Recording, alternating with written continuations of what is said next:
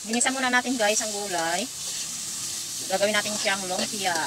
Igabalot natin siya sa wrapper. Yan. Vegetable guys, carrots, repolyo, and bagu beans. Ginisa ko muna siya bago ibabalot sa wrapper.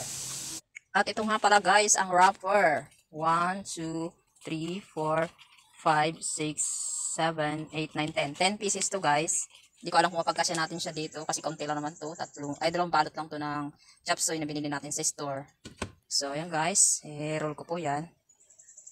Palamigin pa muna natin kasi kahango lang yan guys bago natin ibalot sa ating wrapper.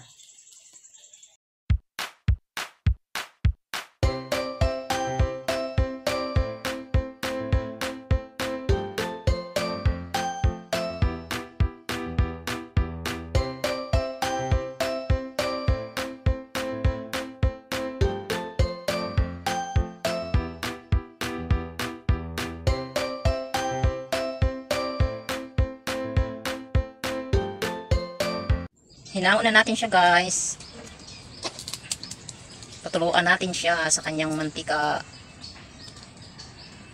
Kasi nagsisipsip yan guys ng mantika. Ang lumpia ay nagsisipsip ng mantika.